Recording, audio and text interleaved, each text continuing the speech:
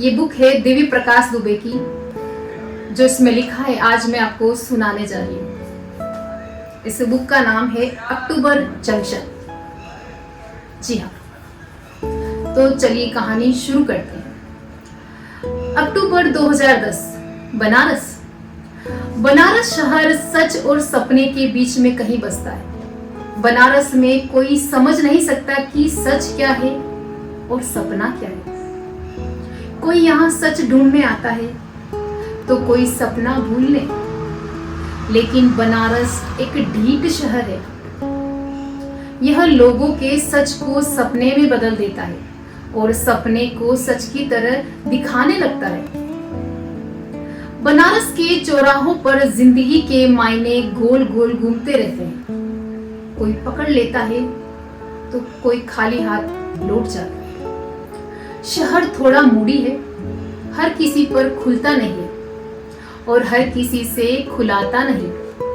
बात थोड़ी गहरी है, कोई समझ जाए तो ठीक, नहीं तो जय भोलेनाथ। किसी भी कहानी में कोई लड़का और कोई लड़की कहीं ना कहीं तो मिलते हैं। इस दुनिया में जहां जहां कोई लड़का लड़की मिल सकते हैं, वो सब कुछ लिखा जा चुका है। कॉलेज से लेकर ऑफिस तक, ट्रेन से लेकर हवाई जहाज तक। चूंकि चित्रा और सुदीप को कहीं न कहीं तो मिलना ही था, इसलिए दोनों 80 घाट पर मिलते हैं। वे दोनों कभी मिले ही नहीं होते अगर उस समय पिज्जेरिया कैफे में बहुत ज्यादा भीड़ नहीं होती। जी हाँ, भीड़ इतनी ज्यादा थी कि पिज्जेरिया के वेटर ने इन दोनों को एक साथ बिठा दिया। हालांकि दोनों ही मी टाइम चाहते थे, दोनों ही अकेले बैठना चाहते थे। लेकिन इतनी भीड़ में अलग पूरा टेबल मिलना मुश्किल था, तो दोनों को साथ में बैठना ही पड़ा। दोनों खड़े नहीं रहना चाहते थे। यहाँ से कहानी की शुरुआत हुई। अगर उस वेटर ने अपना बिजनेस बढ़ाने के चक्कर में इन दोनों को साथ नहीं बिठाया होता। इस कहानी में वेटर का काम बस इतना ही था। अब वह इनका ऑर्डर लेने के बाद वापस कभी नहीं आएगा। आपने कभी सोचा है, रोज तमाम कहानियां ऐसे ही वे लोग शुरू करते हैं जिनको कभी पता ही नहीं चलता कि ये भी कहानियों का कितना अहम हिस्सा है। सुदीप की उम्र है करीब 25 साल। उसने कैजुअल काली टी शर्ट और नीले जींस पहनी है। चित्रा की उम्र है 26 से 27 साल। चित्रा ने शॉर्ट कुर्ता और नीली जींस पहनी हुई है। ये दोनों कौन है, क्या करते हैं, धीरे धीरे आपको पता चल ही जाएगा। अभी जानने लायक बस इतना है कि दोनों एक साथ कैफे में एक ही टेबल पर है। दोनों ने एक एक पिज्जा और नींबू शहद पानी ऑर्डर किया। लोग बनारस क्यों जाते हैं, क्यों का पता नहीं, लेकिन ये पता है कि कब आते हैं। जी हाँ, कब आते हैं, जब आगे कोई रास्ता नहीं दिखता। ये सवाल जवाब सुदीप और चित्रा भी एक दूसरे से कर रहे थे। लेकिन ये सवाल सुदीप और चित्रा के ठीक पीछे वाली टेबल पर बैठे किन्हीं दो लोगों ने किया। उन दोनों की आवाज इन दोनों को सुनाई पड़ी। इन दो लोगों ने अगर उस दिन यह सवाल न पूछा होता तो शायद यह कहानी शुरू नहीं होती। पीछे वाली टेबल पर बैठे उन दो अजनबियों की बात सुनकर चित्रा ने कहा, हाउ टू, कहाँ अटक गई है आप? सॉरी, शायद मुझे नहीं पूछना चाहिए था, सुदीप ने कहा। इट्स ओके, मैं अपनी किताब में एक जगह अटक गई हूँ। कहानी आगे ही नहीं बढ़ रही। यहाँ BHU में एक कविता का इवेंट था। वहां से इनविटेशन आया तो सोचा शायद बनारस में मोक्ष तो सबको मिलता है, शायद मुझे कहानी मिल जाए। तुम बनारस क्यों आए हो? चित्रा ने पीछे की टेबल पर बैठे लोगों की बात सुनने की नाकाम कोशिश करते हुए पूछा। मेरे एक दोस्त की शादी थी, कई सालों पहले यहाँ आने का मन था। तो कैसा लगा बनारस? जैसा सुना था वैसा तो नहीं लगा अभी तक। कितने दिन से आए हो? 1 दिन हो गया, कल ही फ्रेंड की शादी थी। बनारस चढ़ने में टाइम लगता है, चित्रा ने कहा। सॉरी, मैं समझा नहीं। 2 दिन के लिए आओगे तो बनारस कभी अच्छा नहीं लगेगा। बनारस आओ तो फुर्सत से आओ। बनारस आते बहुत लोग हैं, लेकिन पहुंच कम ही लोग पाते हैं। तुम्हारी ये आखिरी लाइन मेरे ऊपर से गुजर गई, लेकिन एक बात बताओ, ज्यादा दिन रुकने से बनारस बदल थोड़े ना जाएगा। वेल, मैं बस इतना ही बोलूंगी कि 2 दिन से ज्यादा रुक कर देखो, तब ये सवाल नहीं पूछोगे।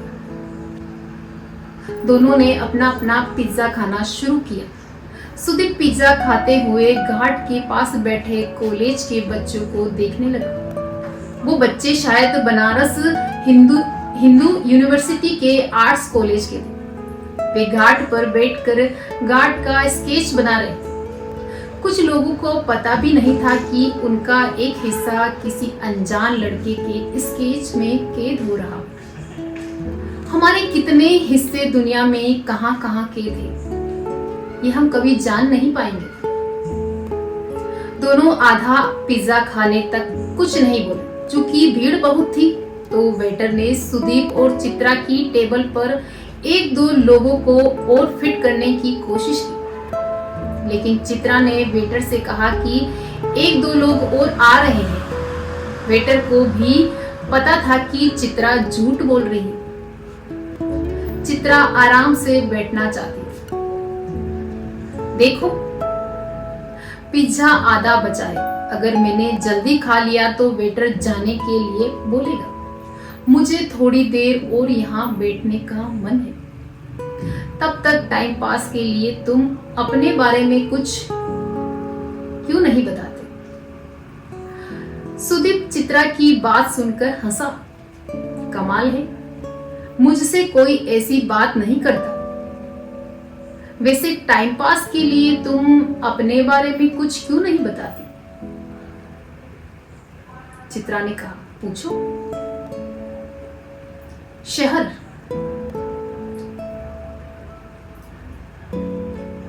शहर का मतलब जहां की मैं हूं या जहां मैं रहती हूं। मोस्टली लोगों के लिए 2 शहर होते हैं, जहां के हम होते हैं और एक जहां हम रहते हैं। जहां तुम रहती हो दिल्ली और तुम्हारा मुंबई, और तुम रहने वाली कहाँ की हो? भोपाल। और तुम? मैं लखनऊ। अच्छा, वैसे ये शहर वाले सवालों से तो तुम नौकरी करने वाली MBA टाइप लग रही हो। तुम जज कर रही हो मुझे? हाँ, कर रही हूँ। अब कुछ अच्छा बताओ, चाहे झूठ बताओ, मजा आना चाहिए बस। मुस्कुराते हुए। मैंने 12 के बाद पढ़ाई नहीं की। क्या तुम गंभीर हो? 100% सीरियस? ये हुई ना बात, फिर करते क्या हो? मैं इतना कुछ खास नहीं करता। मैंने करने के लिए लोग रखे हुए हैं। अच्छा, ढील क्या दी? तुम तो फेंकने ही लगे। लेकिन चलो, कम से कम ये बोरिंग तो नहीं है। अब तुम पूछो, तुम किताब क्यों लिखना चाहती हो? फिर से बोरिंग सवाल। किसी को नहीं पता होता है कि वो किताब क्यों लिखना चाहता है। फिर भी कोई तो वजह होगी। मुझे नहीं पता क्यों लिखना चाहती हूँ, शायद नेम फेम के लिए। अब मेरी बारी। चलो ठीक है, पूछो, नाम क्या है तुम्हारा? अब तुम बोरिंग सवाल पूछने लगी। एक बोरिंग सवाल तो पूछ ही सकती हूँ ना। जी बिल्कुल, सुदीप यादव। एक मिनट, सुदीप यादव तो सुना हुआ नाम है। तुम्हारी कंपनी का क्या नाम है? फिर बोरिंग सवाल, अरे बताओ। बुक माई ट्रिक। तो तुम द सुदीप यादव हो? सुदीप मुस्कुराते हुए, हाँ मैं सुदीप यादव हूँ। नाम के पहले द लग गया। मुझे पता नहीं था, खासकर जब कोई इतना अच्छा पिज्जा खा रहा हो, तब तो मेरी बात बिल्कुल ही नहीं करनी चाहिए। सुदीप ने पिज्जा का एक पीस अपनी प्लेट में रखते हुए कहा, मैंने पेपर में पढ़ा है तुम्हारे बारे में, लेकिन ये स्टार्टअप वगैरह मुझे ज्यादा समझ नहीं आता। मैं अखबार नहीं पढ़ता, इतना टाइम ही नहीं रहता है। तो तुम्हें पता कैसे चलता है कि आसपास चल क्या रहा है? चित्रा ने अपने पिज्जा का आखिरी पीस खाते हुए सुदीप से पूछा। मेरी असिस्टेंट मुझे सब अखबारों में से मेरी काम की खबरों की एक रिपोर्ट बनाकर भेज देती है। तो जिस सुदीप यादव के पास बिल्कुल भी टाइम नहीं है, वो यहाँ बनारस में बैठकर आराम से पिज्जा खा रहा है, और मैं उससे कोई फालतू सी बोरिंग बात कर रही हूँ। बताया ना, मैं एक दोस्त की शादी में आया था और फिर मैंने 3 दिन का ब्रेक भी ले लिया। सुधा ने पूछा, ब्रेक किस लिए? मेरे डॉक्टर ने दवा के साथ छुट्टी भी प्रिस्क्राइब की है। बनारस का प्लान बना तो सोचा यहाँ रुककर देखते हैं। हुआ क्या है आखिर तुम्हें? तुम ज्यादा ही पर्सनल हो रही हो। राइटर कब से जर्नलिस्ट टाइप सवाल पूछने लगे। सुदीप ने अपना पिज्जा खत्म किया। वेटर अब तक इनकी टेबल पर गात लगाए हुए बैठा था। सॉरी, लेकिन सुदीप यादव ऐसे ही किसी टेबल पर टकरा जाए तो थोड़ा एक्साइटमेंट तो बनता है। मैं झूठ बोल रहा था, मैं सुदीप यादव नहीं हूं, नहीं मेरी कोई कंपनी है। मैंने एमबीए किया है और मैं नॉर्मल सी नौकरी करता हूं। सुदीप यादव के बारे में कभी आर्टिकल पढ़ा था, बस आज मौका देखकर फेंक दिया। चित्रा को कुछ समझ नहीं आया कि सामने बैठा हुआ लड़का सच बोल रहा है या झूठ। आरती शुरू होने को है। अच्छा लगा आपसे मिलकर, मिस राइटर। चित्रा पाठक है मेरा नाम। और तुम्हारा? क्या फर्क पड़ता है, मान लो सुदीप यादव ही हूं। अपनी किताब पूरी कर लेना तो भेजना मुझे। कंपनी की वेबसाइट पर मेरा एड्रेस है। सुदीप आरती देखने चला गया। वहां उन बच्चों से स्केच का हिस्सा हो गया। चित्रा ने अपना बिल अदा किया। वह भी घाट पर आरती देखने बैठ गई। उसको सुदीप दिख रहा था, लेकिन वह जिस तरफ बैठी थी वहां से सुदीप उसको नहीं देख सकता था। आरती के बीच बीच में चित्रा सुदीप की तरफ देख रही थी। थोड़ी देर बाद सुदीप जहां बैठा था वहां से उठकर जा चुका था। चित्रा ने 1-2 मिनट तक उसको आसपास देखने की कोशिश की, लेकिन वह दिखाई नहीं दिया। हर अधूरी मुलाकात एक पूरी मुलाकात की उम्मीद लेकर आती है। हर पूरी मुलाकात अगली पूरी मुलाकात से पहले की तरह अधूरी मुलाकात बनकर रह जाती है। एक अधूरी उम्मीद ही होती है जिसके सहारे हम बूढ़े होकर भी बूढ़े नहीं होते।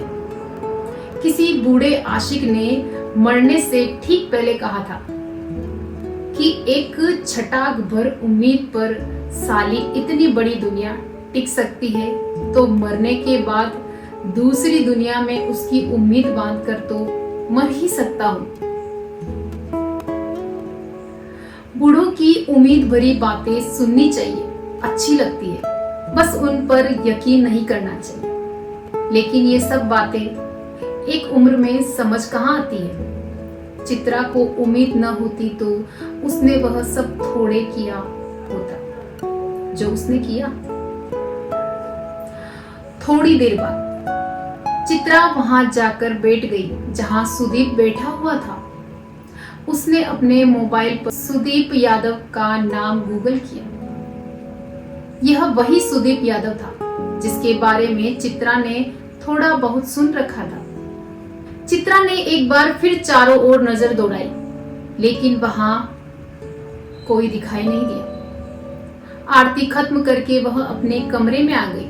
उसने अपना लैपटॉप खोलकर एक पन्ना लिखा। थोड़ी देर में लैपटॉप बंद किया और अपनी छोटी सी एक नोटबुक में कुछ लिखने लगी। थोड़ी देर में वह उससे भी बोर हो गई। उसने होटल के कमरे का टीवी ऑन किया। टीवी पर इश्किया फिल्म का गाना दिल तो बच्चा है जी चल रहा था। लाइट ऑफ करके वह नहाने चली गई। जब वह नहाकर लौटी तब टीवी पर मुन्नी बदनाम हुई गाना चल रहा था। उसने टीवी बंद किया और सोने की कोशिश करने लगी। उधर सुदीप ने ताज होटल में एंट्री करते ही रिसेप्शन पर अपने लिए अपडेट पूछा। रिसेप्शन पर खड़ी लड़की ने उनको बड़ी इज्जत से बताया कि अभिजात सर का फोन आया था। उन्होंने कहा कि ऑफिस में सब नॉर्मल है, आप आराम से अपनी छुट्टी पर रहे। कुछ भी अर्जेंट होगा तो वो आपके लिए मैसेज छोड़ देंगे। सुदीप ने रिसेप्शन वाली लड़की को सुबह 5 बजे बैकअप कॉल देने के लिए कहा। उसने डिनर लिया और कमरे में आकर दवा खाकर टीवी ऑन कर दिया। उसने ध्यान नहीं दिया टीवी का वॉल्यूम बहुत तेज था और टीवी ऑन करते ही मुन्नी बदनाम हुई गाना बजना शुरू हुआ। उसने तुरंत टीवी बंद कर दिया। सुदीप ने सोने की कोशिश करते हुए आसमान में देखा। उधर चित्रा अभी तक सो चुकी थी। 9 अक्टूबर 2010 सुबह 6 बजे 80 घाट बनारस। सुदीप 80 घाट पर पहुंचकर अभी भी यही समझने की कोशिश कर रहा था कि क्यों बनारस को लेकर लोग इतना एक्साइटेड रहते हैं। यह सुबह बनारस की आम सुबह जैसी ही तो होती है। अक्टूबर की सुबह में हल्की सी नमी थी। सुदीप ने चाय लेकर जहां तक नजर जा सकती थी वहां तक देखने की कोशिश करने लगा। वह टहलते हुए 80 घाट से दूसरे घाट की तरफ बढ़ रहा था। बीच बीच में रुककर लोगों की बातें भी सुनने की कोशिश कर रहा था। पूरी दुनिया से आए हुए लोग बनारस में बड़ी उम्मीद से अपने जवाब का इंतजार कर रहे थे। मुशी घाट पर कोई पड़ा किसी को ऐसे समझा रहा था जैसे पूरी दुनिया का सच उसको पता। वह अपनी भोजपुरी छोड़कर खड़ी हिंदी और अंग्रेजी में समझने की कोशिश कर रहा था। देखिए सर, बनारस भूकंप प्रूफ है। पूरी दुनिया में प्रलय आ जाएगी लेकिन बनारस का कोई कुछ नहीं उखाड़ पाएगा। पंडा जिनको समझा जा रहा था उनमें कुछ फिरंगी भी थे। उनको कुछ समझ नहीं आ रहा था लेकिन बनारस की खूबी, लेकिन बनारस की खूबी ही यही है कि यहाँ आकर आदमी वह समझ लेता है जो उसको समझना हो। पंडे ने अपनी बात जारी रखी। देखिए सर, बनारस फील करने वाला